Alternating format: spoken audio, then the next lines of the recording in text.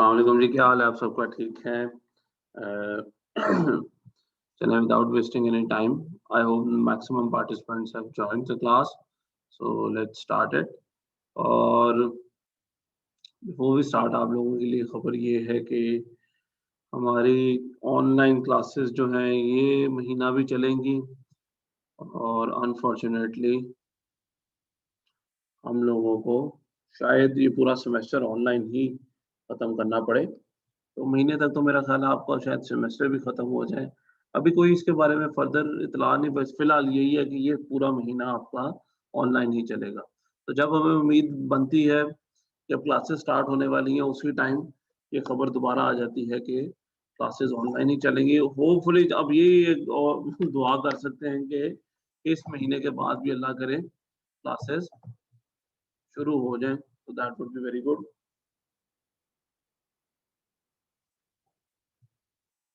तो चलें जी, let's start from where we left. और हम लोगों ने लास्ट टाइम जो टॉपिक किया था वो था ब्रेक इवन का। आप लोगों ने उसकी वीडियो देखी होगी, अगर नहीं देखी तो आपकी गलती है, ज़रूर इसको देख लें बेटा। ब्रेक इवन पॉइंट की पूरा लेक्चर था उस पे। और थोड़ा-सा अगर रिकैप कर दूँ तो अभी बल्कि एक वीडियो दिखाऊँगा, उसमें रिकैप भी हो जाएगा ब्रेक इवन पॉइंट, और साथ ही अगला भी हम टॉपिक स्टार्ट कर लेंगे। पहले हम ब्रेक इवन पे ही 2 क्वेश्चंस हैं वो करते हैं। ब्रेक इवन पॉइंट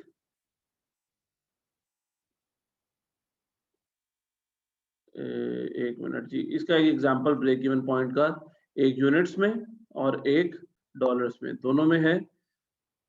तो लेट्स सी जी, पहले हम यूनिट्स वाला एग्जांपल एक दफा दोबारा कर लेते हैं। ये शायद हमने पहले भी किया है, लेकिन इसको एक दफा देख लेते हैं।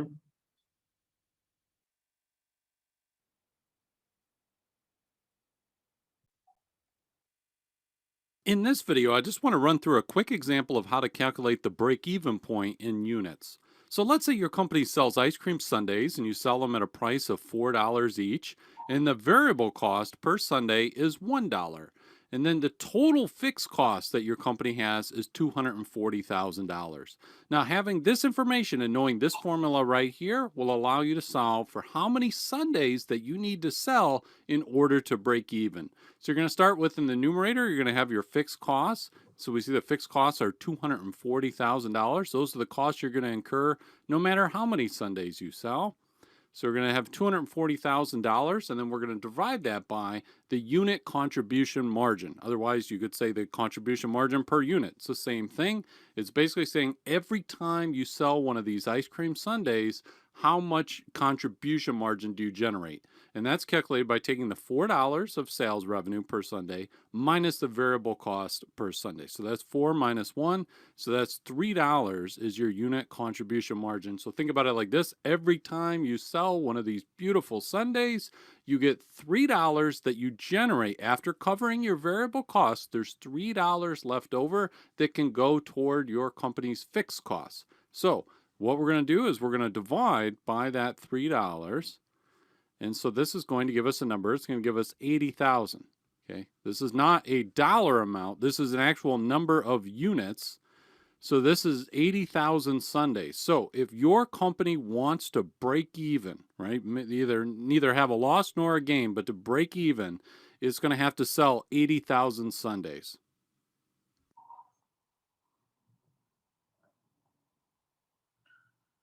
चलें जी, अब इसके साथ ही मैं दूसरी वीडियो शेयर कर दूं जिसमें डॉलर्स में आपको याद होगा, तो इससे आपकी रिवीजन हो जाएगी। फिर आगे बढ़ते हैं अगले टॉपिक की तरफ।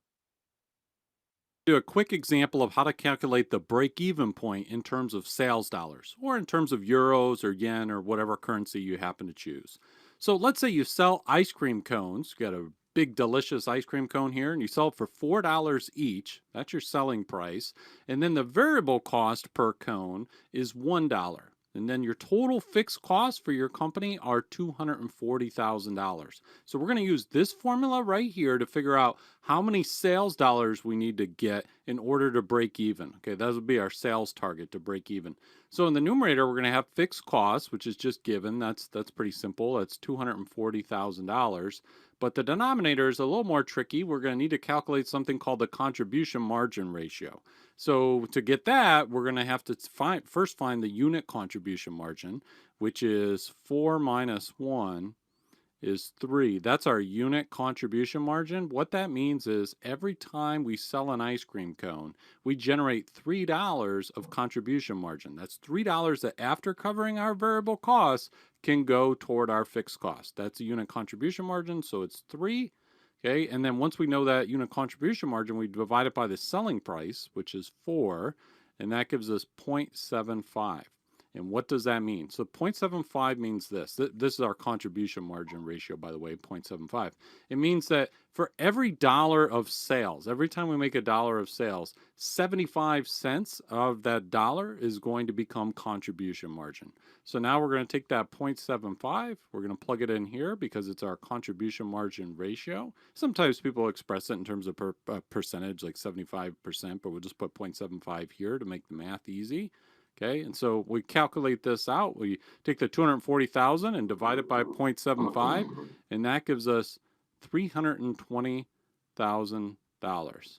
Okay, so this is the amount of sales revenue that we need to hit. We need to do $320,000 in sales in order to break even. So if we were to do $300,000 in sales, we are going to lose money. We're going to have a loss. But if we can go over $320,000 in sales, we're going to break even. So, or we're going to make a profit. Excuse me. If we hit 320,000 exactly, we'll break even. But if we did like 340,000 in sales, we'd make a profit.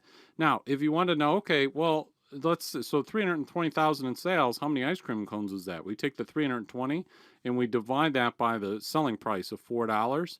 And that's 80,000 ice cream cones. So we've got to sell 80,000 ice cream cones, which would be $320,000 in sales revenue in order to break even.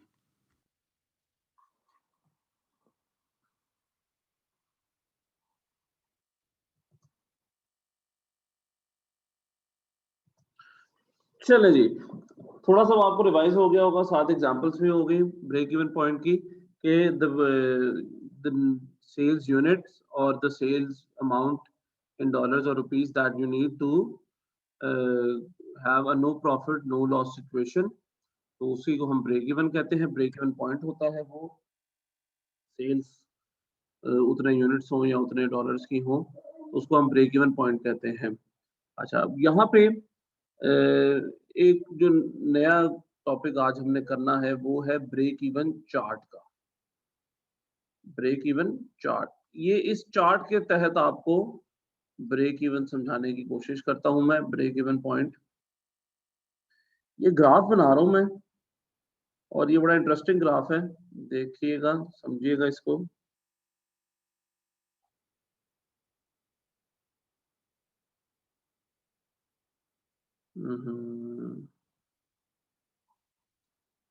चलें जी। अच्छा, अब इसके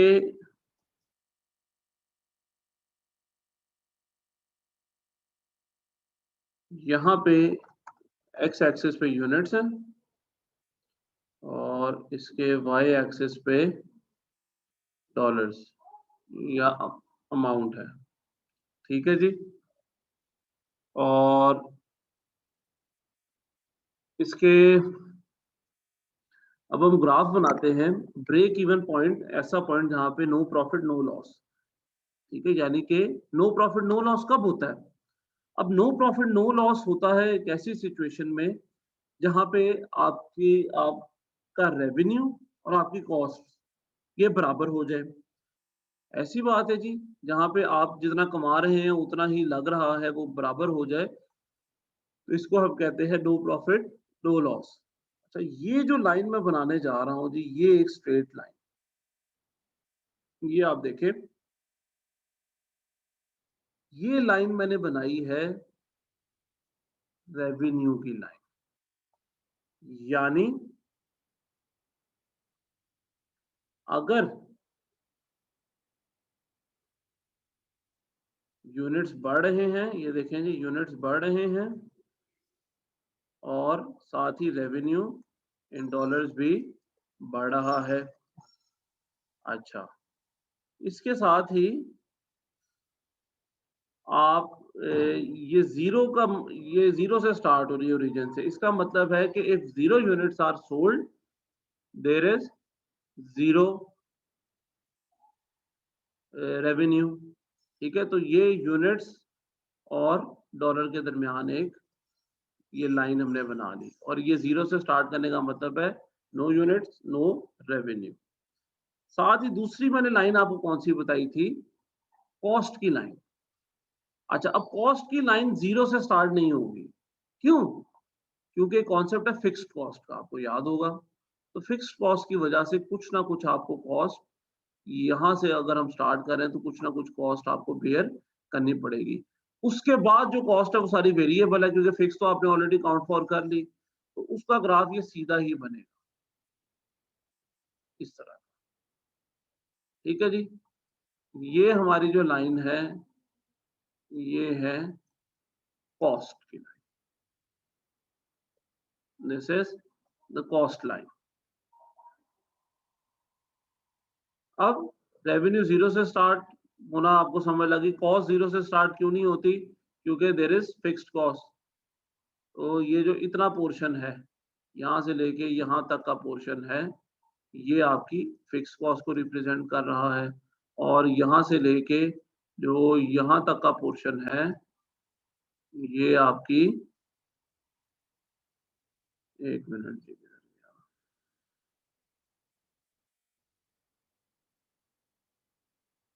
हम्म, हाँ जी, ये आपकी variable cost को represent कर रहा है। अच्छा, यहाँ पे एक पॉइंट आ गया जहां पे ये रेवेन्यू और कॉस्ट ये सेम होंगे, और वो पॉइंट कौन सा है जी, वो पॉइंट है ये वाला, जिसको मैंने सर्कल किया है। यहाँ पे ये दोनों लाइंस इंटरसेक्ट कर रही हैं। इंटरसेक्ट करने का मतलब क्या है, दो पॉइंट्स ग्राफ में तभी मिलते हैं जब उनकी वैल्यू इक्वल हो। तो इसका मतलब है इस पॉइंट के ऊपर the revenue and the cost are the same, और ब्रेक इवन पॉइंट फिर होगा जी इस ग्राफ को जब आप नीचे लेके आएंगे, तो यहाँ पे जो भी वैल्यू होगी ये आपका ब्रेक इवन होगा। तो एक और तरीका, और ये होगा ब्रेक इवन इन यूनिट्स, और इसी तरह अगर आप इस पॉइंट को यहाँ पे ले जाएंगे तो ये होगा आपका ब्रेक इवन इन डॉलर्स। ठीक है जी, तो ये भी आपका एक तरीका है ब्रेक इवन पॉइंट फाइंड करने का भी और समझने का भी। और वो कैसे, ये रेवेन्यू है ये कॉस्ट है, ये दोनों जब बराबर होती है तभी नो प्रॉफिट नो लॉस होता है ना, तो वो पॉइंट है ये वाला। और इसी तरह इस लाइन को जब नीचे लेके जाएंगे ये जो वैल्यू है यहाँ पे ये ब्रेक इवन यूनिट्स है, यानी इन यूनिट्स पे आके नो प्रॉफिट नो लॉस हुआ या सेम हुआ रेवेन्यू और कॉस्ट, और ये है ब्रेक इवन डॉलर्स में, यानी ये वो अमाउंट है जहां पे आके no profit no loss situation आई है, रेवेन्यू और कॉस्ट इक्वल हुए हैं। ठीक है जी, so this is break even chart. अब इस ब्रेक इवन चार्ट के अंदर थोड़े से और कुछ राज भी मौजूद हैं। ये देखें जी, ये उसी तरह की एक कॉस्ट की लाइन है रेड वाली, और एक ब्लू लाइन रेवेन्यू वाली है।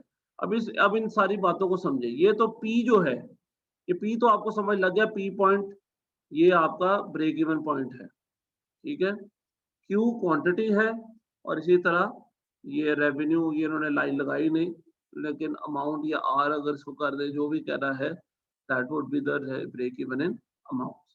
अच्छा, फिर ये जो पोर्शन है जीरो से लेके बी तक का, जो मैंने आपको उस ग्राफ में भी समझाने की कोशिश की थी, ये रिप्रेजेंट कर रहा है फिक्स्ड कॉस्ट को। ठीक है, अगर आप देखें ये राइट साइड पे फिक्स कॉस्ट लिखा हुआ है, क्योंकि ये वो अमाउंट है जो कॉस्ट हमें पढ़नी है, वहीं से स्टार्ट हो रही है हमारी, सॉरी, कॉस्ट की लाइन। अच्छा, फिर इसके बाद यहां से लेके यानी बी पॉइंट से लेके सी पॉइंट तक ये है हमारा वेरिएबल कॉस्ट का पोर्शन। बिल्कुल ठीक बात है जी। अच्छा, साथ ही साथ दो और पोर्शन है यहाँ पे, वो कौन से हैं जी?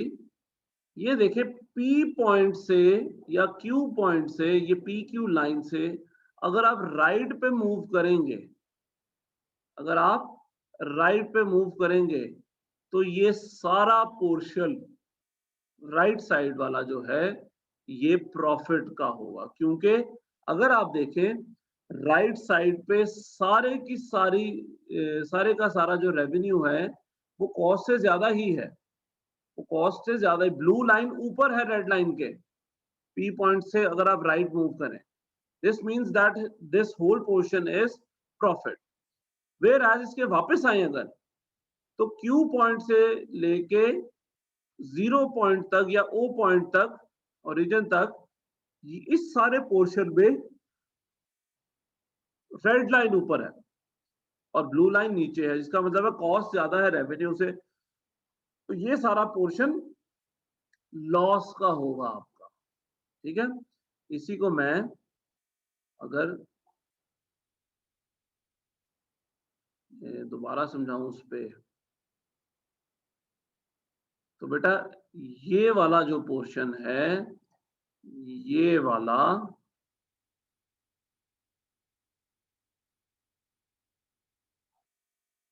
ठीक है, ये बस ऐसा ही कलर हुआ है, ये सारा पोर्शन है प्रॉफिट का, क्योंकि यहाँ पे रेवेन्यू ऊपर है कॉस्ट से।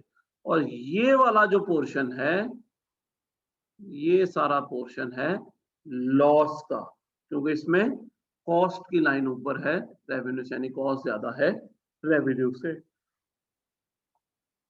इस सारे को हम कहते हैं ब्रेक इवन चार्ट। ठीक है जी, इसको हम कहते हैं ब्रेक इवन चार्ट। ठीक है, याद रखिएगा, ये एग्जाम में भी आ सकती है, आपको समझानी या ड्रॉ करनी आ सकती है। तो this was a graphical representation of break even point. Any questions बेटा आप लोग अभी पूछ सकते हैं, अगर कोई क्वेश्चन है फिर आगे बढ़ते हैं अगले टॉपिक की तरफ। चलें जी, आई प्रिज्यूम कि नहीं है कोई क्वेश्चन।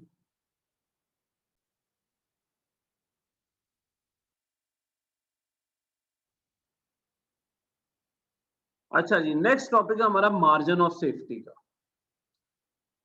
मार्जिन ऑफ सेफ्टी, हाँ जी, मार्जिन ऑफ सेफ्टी का टॉपिक है। Margin of safety as the name suggest, हमारे पास एक सेफ्टी कुशन होता है, एक कुशन है सेल, एक्स्ट्रा सेल्स का, जो कि ब्रेक इवन से ऊपर है। ठीक है, और वो हमारा कुशन है कि हमारे पास इतनी तादाद है सेल्स की, सॉरी ये जरा तबीयत खराब, आई मीन डाउन सी है, तो मैं थोड़ा सा पढ़ते हैं उसके बाद फिर इसको वाइंड अप करते हैं।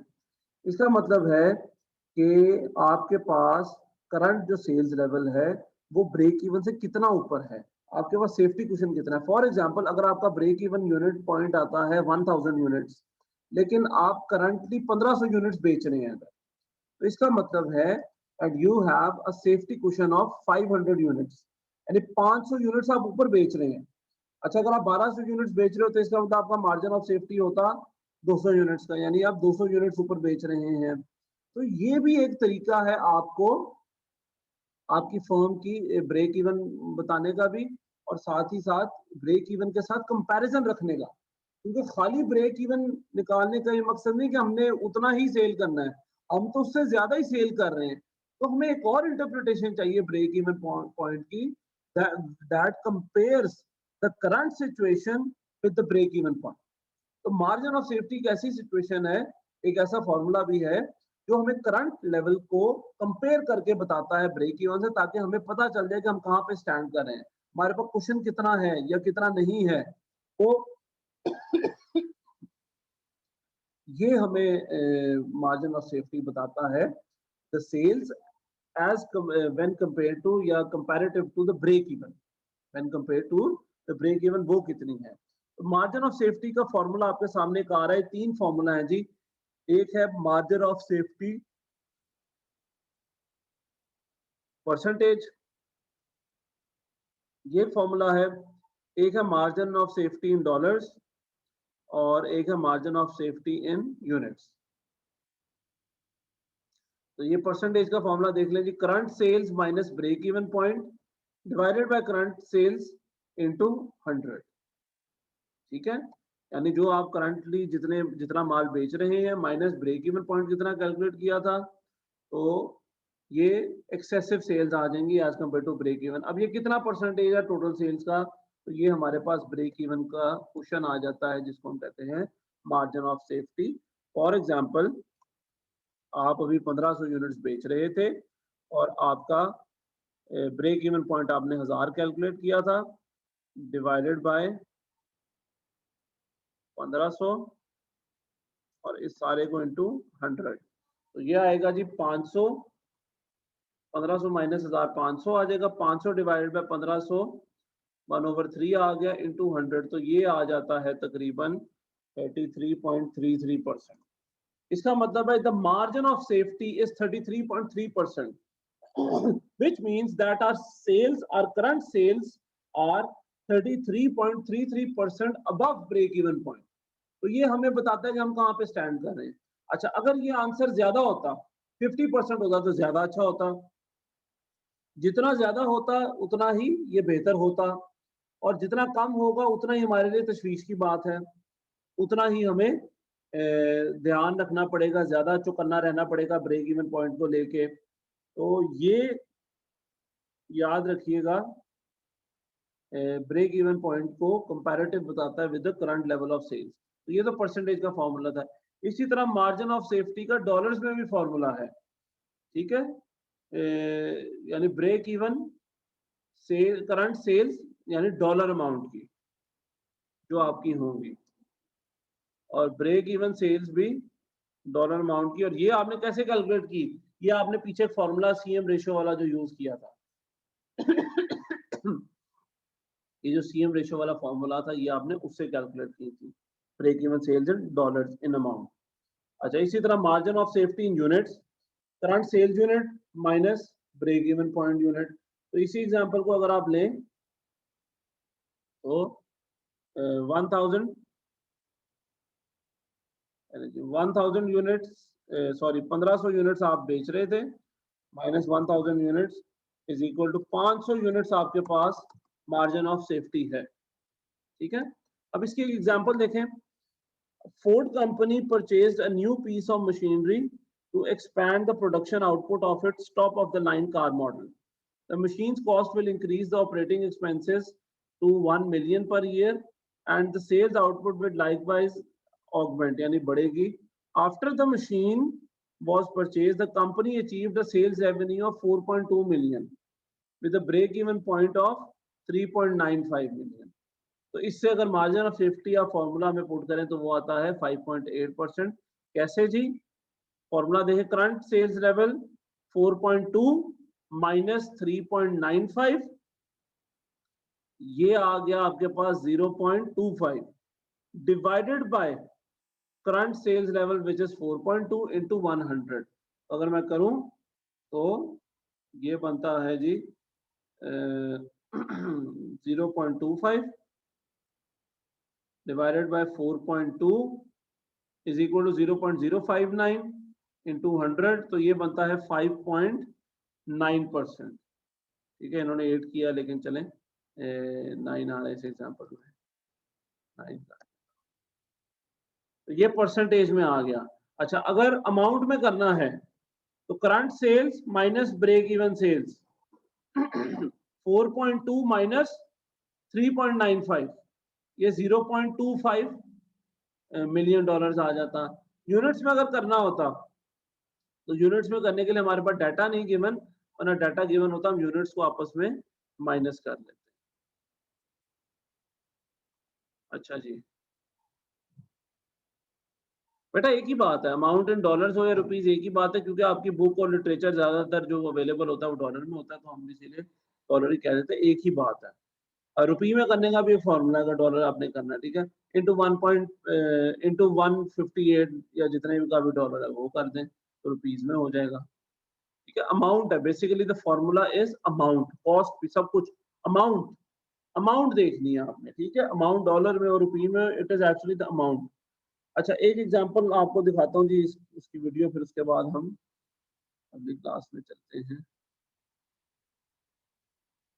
About margin of safety in the context of cost accounting, what we really mean is the amount that sales can drop before you start incurring losses. So we have some sales that we forecasted or some sales numbers, and we say, okay, how much could these sales drop before we start incurring losses, before we start losing money? So this is actually a really simple concept. It's best understood in the context of an example. I'll just briefly give you the formula here. So we just take the sales, either actual or budgeted, and then we subtract out the sales that we would need to break even, and that's going to give us the margin of safety. So let's just take a look at this. Let's assume that you start a pizza place, right? So you say, I want to have a pizza parlor, and you start out, you say, well, what do I forecast my sales will be? And so we say, well, the budgeted sales, what you think the sales will be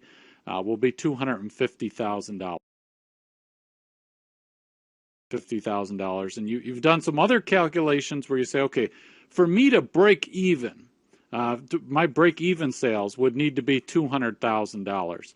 Now, if you don't know how you go about calculating the break-even sales dollars, you can check out our other video that shows you how to do that. But for right now, I'll just take it as granted that you know how to do that. So basically, if you look here, we've got a difference between what we're expecting in sales and what we would actually need to break even, right? So we've got this spread of 50,000. And so that's what our margin of safety is. It's really that simple.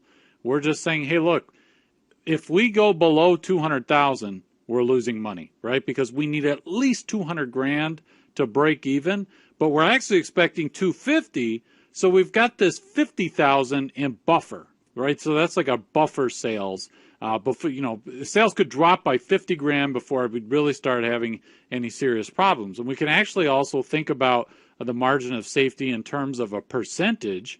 We could say, okay, what percent could sales fall, right, before we start incurring losses? And so to calculate the margin of safety percentage, you just take the margin of safety here, that 50,000, that buffer, right, that's in the numerator. We just take that and divide it by the sales, whether it be actual sales or budgeted sales. Now, in this case, with our pizza place, we looked at budgeted sales, right? So we just take this 50,000 right here and divide it by the 250,000 budgeted, the forecasted sales, right? So 50,000 here. Let me just write this out.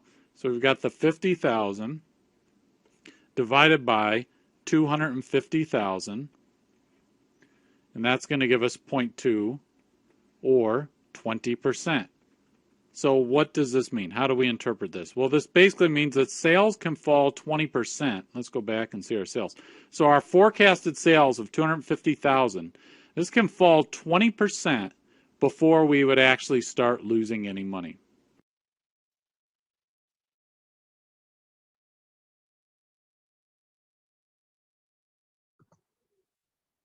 चले जी, तो margin of safety पे हमने छोड़ा था और उसका भी हमने ये वीडियो देखी थी उसकी जस्ट, और थैंकफुली वो वीडियो पूरी हो गई थी। अब मार्जिन ऑफ सेफ्टी से रिलेटेड एक और वीडियो देखें, फिर ना आज का लेक्चर वाइंड अप करते हैं, क्योंकि मेरी तबीयत ज़रा वो है, अच्छी है, ठीक है अल्हम्दुलिल्लाह, थोड़ी डाउन है। ये कॉन्सेप्ट है मार्जिन ऑफ सेफ्टी का मज़ीद आप लोगों के लिए। ये था। चलिए, ये revision break even point with margin of safety, ठीक है? इसके बाद ना फिर हम लोग वाइंड अप करेंगे आपका लेक्चर।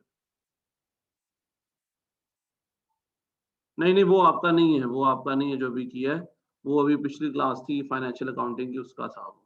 आपका भी इसके फ़ौरन बाद इंशाल्लाह ताला कर दूँगा आज। तो चलें ये वीडियो देखें और इसके बाद फिर लेक्चर को वाइंड अप करेंगे। Hi there. In this business topic video, we're going to take a look at a specific aspect of break-even analysis that's really useful, particularly if you want to use break-even calculations to work out the profit of a business. This concept is called the margin of safety.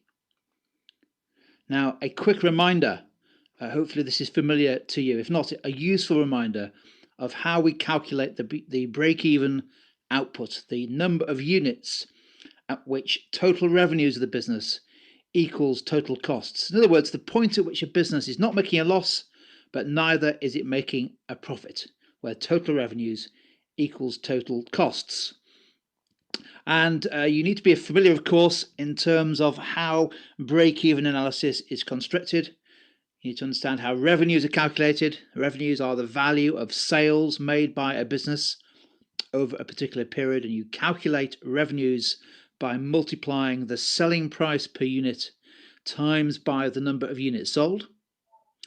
And of course, costs in break-even analysis, very importantly, are broken down into two different types of costs. Variable costs are those that vary in relation to output, units produced, units sold. Fixed costs are the costs that do not vary in relation to output. And to calculate total costs, we have to calculate variable costs plus fixed costs. Now, what I'll do is I'll just put a brief illustration of the break-even output calculation on the screen and build it up so that we can then introduce, using this data, this concept called the margin of safety. In this example that we're going to put on the screen and work through, it's a very simple one. There's one product, product A. It is sold for £20 per unit, £20 each. Each unit has a variable cost of £8 each, and this business has fixed costs of £25,000 per month. So if you were given that information, you could work out by calculation revenue, variable costs, fixed costs, and total costs. You could work out what the break-even output is. So let's have a go. First thing to do is to calculate the revenues. So we multiply the units sold on the left there by £20 per unit to give the total revenues. Next, we calculate variable costs. Again, this is an easy calculation. It's the variable cost per unit, for example, £8 times by the units sold. At the first line of the table, 1,000 units, that gives you £8,000 worth of variable costs. So, at 1,000 units sold, our contribution, if you remember that key term, our contribution is £20,000 worth of revenue less variable cost of £8,000. So our contribution, if I had a column for contribution, will be £12,000. Our fixed costs do not vary with output. So despite the increase in the units sold on the left-hand column, our fixed costs are fixed. Therefore, they are £25,000, whatever the level of output. So to calculate total costs, we add together variable costs plus the fixed costs to give that column there that's now highlighted in red. So, for example, when we sell 1,000 units, our total costs are £33,000, which comprises £25,000 worth of fixed costs plus the £8,000 worth of variable costs. And of course, as we know, to calculate a profit or loss, we take total revenue less total costs and see what the number comes out at. And there it is.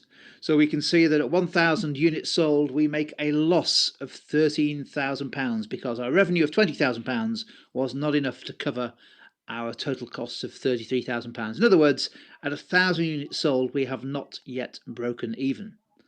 And have we broken even at 2,000 units? Well, it looks like not quite. We've made a loss of £1,000. So even at 2,000 units, we're not quite yet at the break-even output.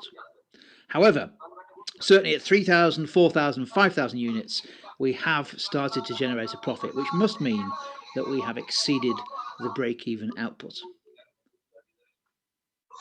Now, somewhere between 2,000 and 3,000 units sold is the break-even output. And of course, we know there's a very useful formula we can use to calculate what that is. To calculate the break-even output, you divide fixed costs by the contribution per unit. Fixed costs divided by the contribution per unit. Perhaps the most important formula you'll ever use in break-even. So in our case, our fixed costs are £25,000 per month, And we know that the contribution per unit is £20 of revenue less £8 of variable costs. So every unit we sell contributes £12 towards our fixed costs. And how many of those do we need to cover the fixed costs? We divide one by the other. So we need to sell, I've just rounded up very briefly, to 2,084 units per month to reach the break-even output. 2,084. Now, that then sets us up nicely to understand what's known as the margin of safety. It's a funny sounding term, but it's a really useful and a very important one. The margin of safety is the difference in units between what we actually produce or sell and what the break-even output is. So if we go back, we saw in our example that the break-even output for this business is 2,084 units per month. And we know that the margin of safety is the difference between that break-even output of 2,084 and the actual output. Now, let's just illustrate that briefly. Imagine that we have actual outputs of 5,000 units and break-even output of 7.5. Is that more than the break-even output? Well, clearly not. It's 2,500 units below the break-even output. However, if we produce 10,000 units and the break-even output was 7,500 units, we would have more units than we need to break even, and therefore the margin of safety is positive 2,500. So remember that the margin of safety is the difference between the actual units that you produce or sell and the break-even output. And ideally, in any business, you're trying to find a positive margin of safety because, and this is the key point to remember, a business that operates with a positive margin of safety is profitable. On the flip side, a negative margin of safety means that the business is making losses, and I'm going to show you how you can prove that, but that's a really important point to remember. In order to be profitable, you have to have a positive margin of safety. In other words, what you're actually selling or producing is greater than the break-even output. And the beauty of this is that you could always prove the profit of the business by using what we call at Tutor the magic formula. Profit is the margin of safety in units times by the contribution per unit. You don't believe me? Let's have a look. Profit is the margin of safety in units times by the contribution per unit. So let's go back to our product A example. Do you remember that one a few minutes ago? We were selling a product for £20, our fixed cost was £25,000, and we knew that somewhere between 2,000 and 3,000 was the break-even output, and we calculated it at, I think it was 2,084, didn't we, as the break-even output. Now, what happens if our actual sales are 4,000 units? Now, that would suggest a positive margin of safety, wouldn't it? 4,000 units is higher than 2,084. Does that create a profit of £23,000? Let's have a look. The profit is the margin of safety, which in this case is 4,000 units, take away our break-even output. So our margin of safety is 1,916 units, times by the contribution per unit, which, if you remember, was £20 less £8 variable cost. It was £12 per unit, wasn't it? So profit should be 1,916 units times by £12 per unit. And if you do the calculations, that comes out at £22,992. In other words, rounded up, as the table suggested, a profit of £23,000. Now, in a subsequent video, when we look at how you can use break-even analysis to help manage the business and improve profitability, we will look at how you can improve the margin of safety. But just for now, just remember, the margin of safety is the difference between the actual output and the break-even output. So you can see that in terms of improving or widening the margin of safety, which of course has the effect of increasing profit, there's a bunch of things you can do. You could try to increase the contribution per unit, perhaps by raising selling prices or by finding cheaper variable costs. You could try to lower the break-even outputs, either by lowering those fixed costs or by turning some fixed costs into variable costs. And of course, you can do much more by trying to increase the actual output, what you sell. That will have the effect normally of widening or improving the margin of safety. But we'll look at that when we come to using break-even analysis as a way of analysing how a business can improve its profitability. So just to recap, the margin of safety, it's a really useful concept in break-even analysis. It's the difference between what you actually produce or sell and the break-even outputs. So this has been a short revision topic video on one part of break-even analysis, the margin of safety.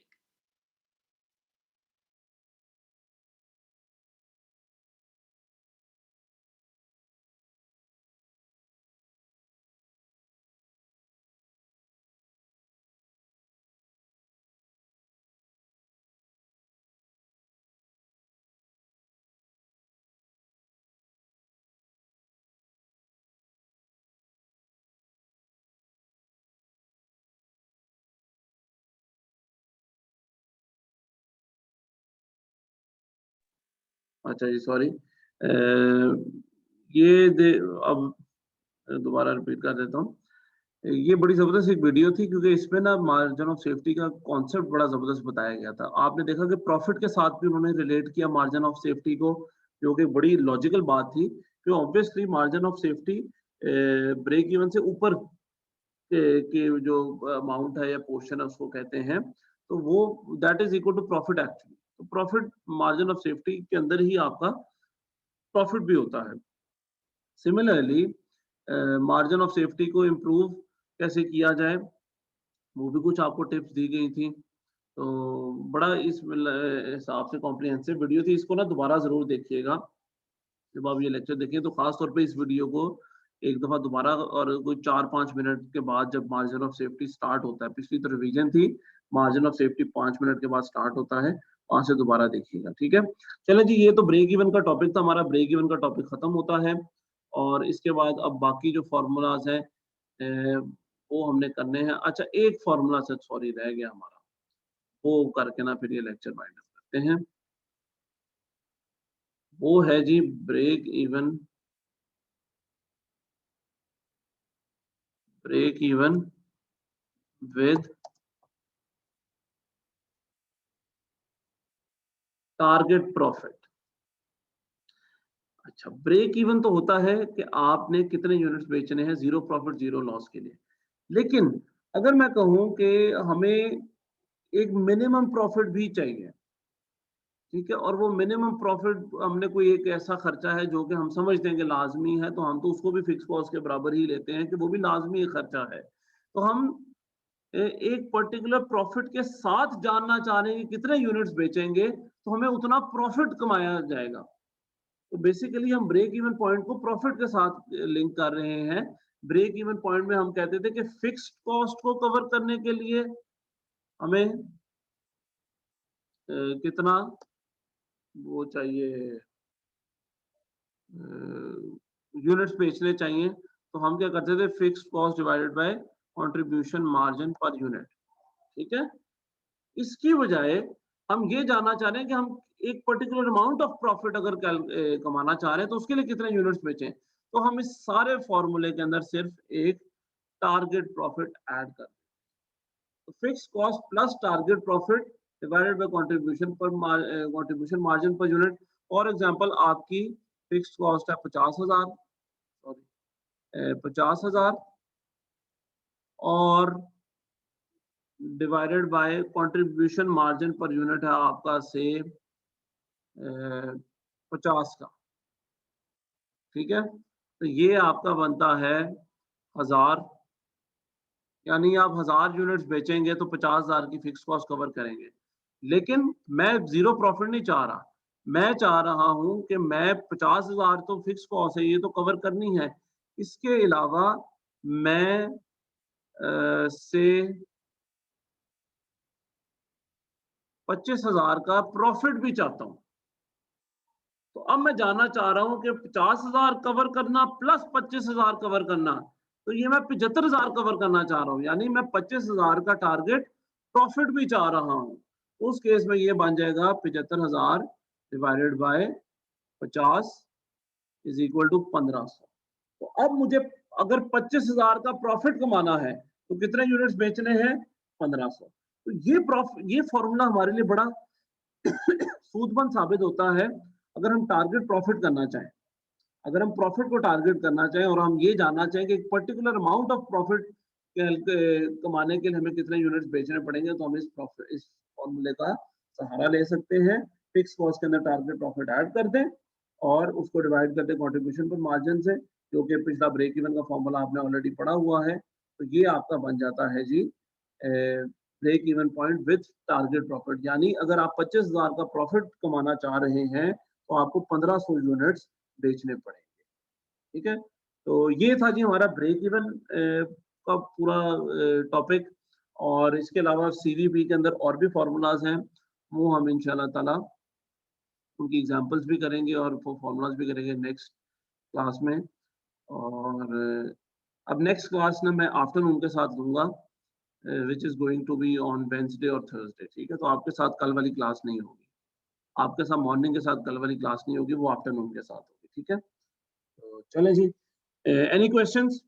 You can ask the questions. The floor is